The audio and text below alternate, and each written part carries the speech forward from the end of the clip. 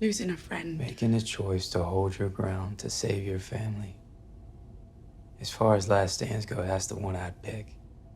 He picked it too.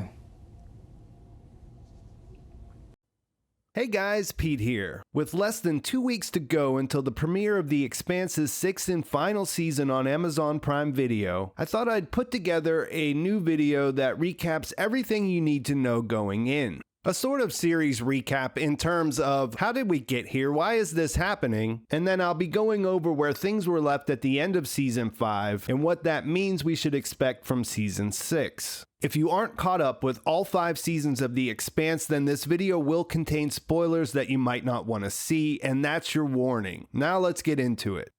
The first 5 seasons of The Expanse involved a lot of major changes taking place in our solar system in the 24th century. As a result of extreme damage to the planet's ecosystem, the UN now governs the entire planet Earth, which as the birthplace of humanity tries to hold on to its dominant role in political affairs. Mars has emerged as a military power after earning its independence on the heels of its invention of the Epstein drive, which is what made colonization possible in the first place. And the belt, or the space beyond the inner planets, is now populated with an exploited class of workers whose bodies have been altered after generations of growing up in low gravity. The discovery of the protomolecule on Phoebe led to conflict as the different powers tried to harness its potential to improve their position. For the now extinct ancient alien civilization that created it, it was a tool they used to build interstellar roads. They sent it out to distant solar systems to hijack the life there and build ring gates. These gates are then connected to the ring network through the hub, that the characters refer to as the slow zone based on what happened there when they first passed through Soul Gate. The ring builder civilization used the gates to expand their empire in the Milky Way, right up until the time they came under attack from a different civilization we call the Unknown Aggressors. In an effort to survive, which obviously didn't work since, they're extinct, they shut down the ring gate network and it remained there idle waiting for someone to discover it.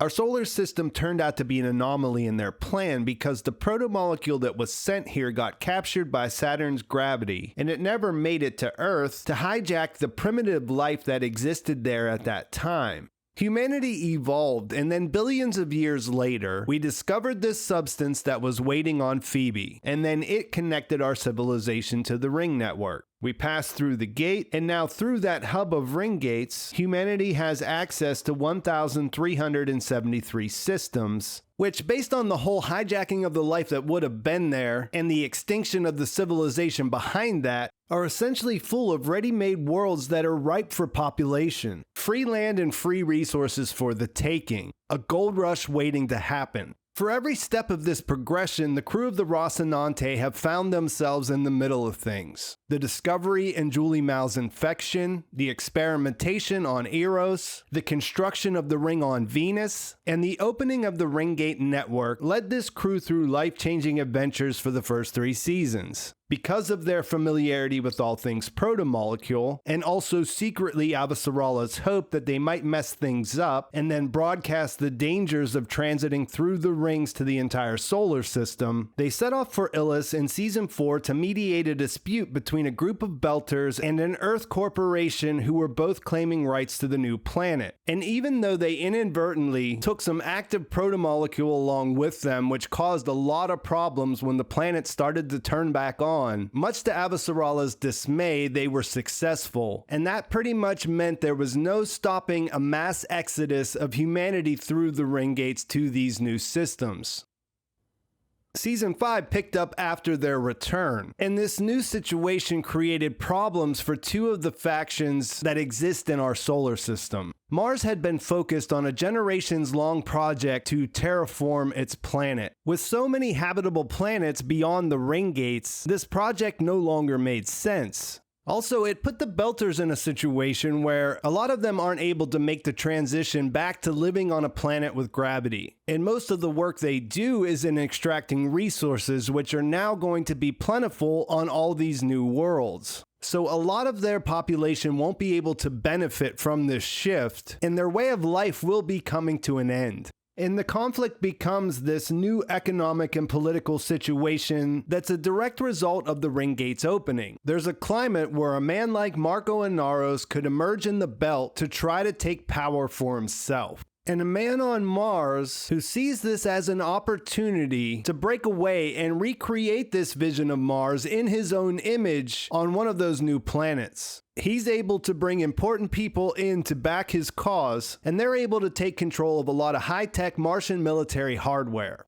While all of this is cooking in the background, the crew of the Rocinante just needs a break. And at the beginning of Season 5, while the Rocinante is being repaired at Tycho Station, the characters all split up for different reasons. Holden stays on Tycho with the ship, and after learning from Monica that someone is doing research with the protomolecule at a secret facility in the belt, he tries to get to the bottom of it. He's worried because the gate builders were wiped out by the unknown aggressors, and now humans are using the ring network as if nothing happened. They're moving to these worlds overlooking the inherent danger.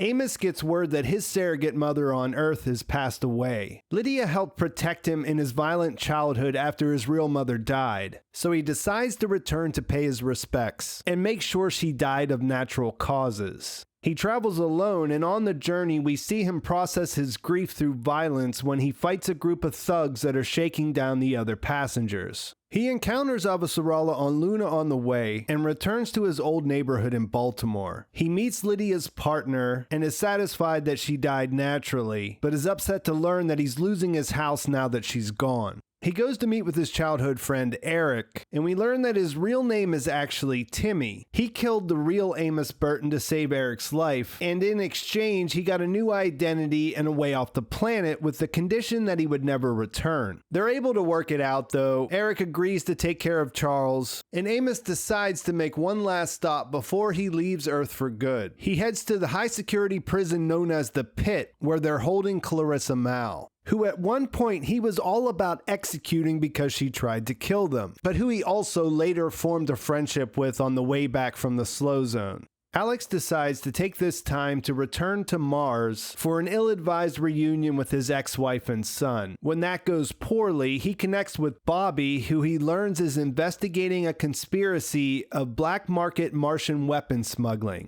She's working for Avasarala and has discovered that someone high up in the Martian chain of command is in on it. When Alex recognizes Admiral Sauveterre, he decides to go and try to talk to him using his past military service and his celebrity of being the first pilot to successfully transit a ring. He brushes him off, saying that he pilots a stolen Martian ship under an Earther captain, but his lieutenant, Emily Babbage, is more receptive. Or at least she pretends to be, in order to try to gather information about his time on Illis and the protomolecule. He learns that she's shipping out with Sauveterre on the Bar Keith, and Bobbie wants to follow them because she thinks they'll be delivering contraband.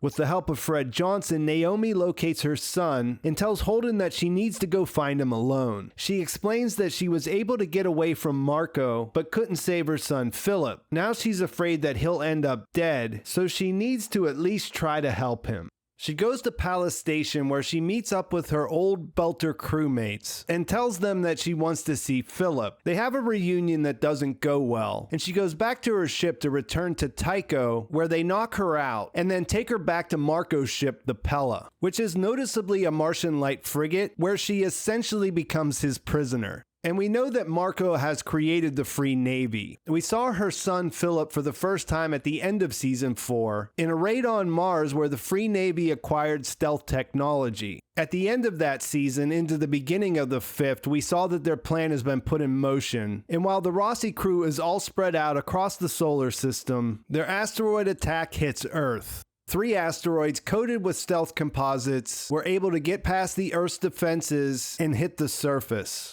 At the same time, on Tycho Station, Fred Johnson is assassinated, and the active protomolecule sample he had in his possession is stolen. The Secretary General of the UN is killed, and after the third rock hits, Marco and the Free Navy take responsibility. Holden tries to chase down the protomolecule sample, but the ship that's carrying it is able to eject it in a torpedo during their exchange that goes unnoticed. Bobbie and Alex realize that there are ships being delivered from Mars to the Free Navy, but then they get spotted and have to dump the Razorback's core to avoid getting hit by a missile. From there, they lose the Barkeith. Amos is able to survive the asteroid impact because he's underground visiting Clarissa in the pit. After the attack, they're able to escape and start a long journey to find a ship and get off the planet. Naomi tries to connect with her son and makes an attempt on Marco's life that goes unnoticed when Philip intervenes. Faced with no other options but to remain a prisoner and to be separated from her real family on the Rocinante, she chooses to make a hard vacuum transit without a suit back to the ship she arrived on, killing her longtime friend Sin in the process when he tried to stop her. This looks like a suicide attempt because they saw her go outside without a suit, but when she gets on board the Chetsmoka, she realizes that she's on a bomb that Marco plans to use as bait to destroy the Rocinante. The ship has been stripped of anything that might be useful, so she has to go to heroic lengths just to get a message out to try to stop her crew from coming to get her. She's eventually able to receive a message from Alex that says he's on his way in the Razorback, and after putting the ship in a spin to make docking nearly impossible, she has no choice but to leave the ship without an air bottle. As she's making warning signals telling them to stay away and running out of air, Bobbie swoops in her suit to save her. When they get back to the Razorback, they learn that Alex had a stroke from the high G maneuver during the approach, and he died as a result.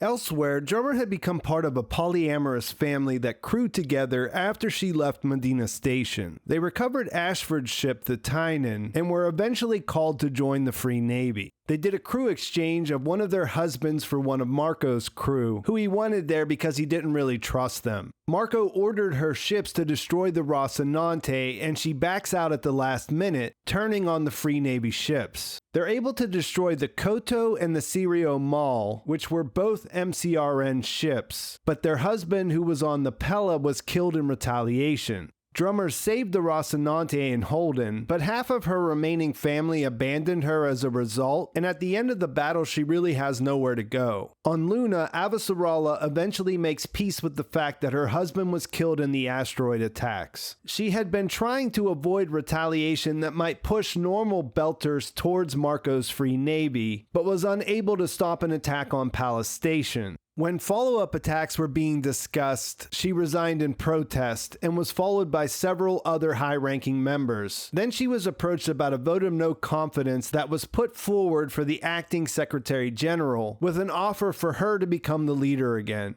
Holden and Naomi are reunited and make their way back to Luna. Amos and Clarissa make it to Winnipesaukee and commandeer a ship and dramatically shoot their way off the planet. Everyone comes together on the moon where they mourn the death of Alex and offer their support as an independent ship in the fight against the Free Navy. While they're gathering there, Marco is making a move for Sol Gate. They unleash a micrometeor attack against the ships guarding the ring gate and are able to take control with help from the Martian breakaway fleet in Medina Station. It's a victory that means Marco now controls the choke point to all of the worlds beyond the gates and can cut off access to the inner planets by blocking their ring. We learn that Sauveterre and the Martians were delivering the ships in exchange for the protomolecule sample and safe passage through the Laconia Gate. They used the chaos that Marco created for Earth as a distraction so they could move their breakaway fleet out of Sol and into Laconia. And then they created a barricade by installing a minefield behind their ring. As he's getting ready to transit the Laconia Gate, he gets a message from Cortazar telling him that the sample arrived safely and that things are starting to happen on the planet. He explains how important this mission will be, how they have to be perfect to Babbage as their ship starts their transit. Then it appears as though time stops and the two of them come under attack from an otherworldly presence, and I say that for lack of a better way to describe what's happening. It looks familiar to what we saw when Elvi passed through the bullet on Illis, and they are essentially blinked out of existence. The Barkeith disappears in a red cloud, and the season ends with a post-credit scene of an orbital platform that looks like it came from the gate builders above Laconia.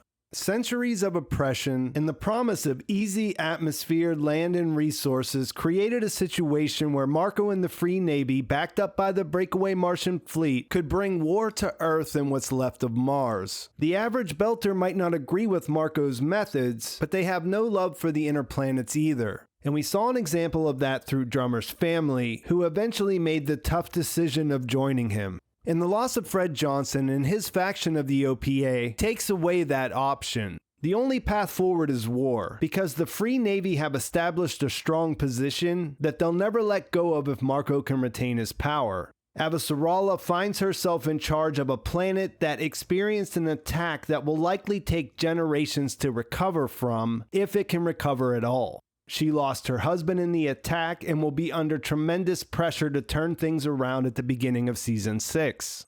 The Rocinante lost a member of their crew and took Clarissa on board for Amos, which is a pretty uncomfortable situation considering she killed a lot of people in her quest to murder Holden. From the trailer that's out there, we know that Bobbie will be coming on board too, and they might be without a pilot because there's no indication they have someone to take Alex's place. So that's where we're at ahead of the final season. The final season, at least for now. Season 5 was important beyond the rise of the Free Navy because we finally got to learn more about the characters as individuals. It paid off a lot of things related to Naomi and Amos that they had been hinting at since the beginning. Now that they're back together in Season 6, they can refocus their efforts on Marco, but you have to wonder how what they experienced will affect them. And I think that's a good place to leave things. I have several other videos about Season 6, including trailer breakdowns, and a detailed video about the ending of Season 5 if you're still fuzzy on what happened. Let me know in the comments what you're hoping to see in the 6th season, and how you think it will all come together. If you want to talk book spoilers, please make sure to mark them so we don't spoil things for people who haven't read them. Please like this video if you enjoyed it. Please subscribe to my channel if you haven't already. I'll be doing tons of videos throughout the season, and thanks for watching. I'll talk to you soon.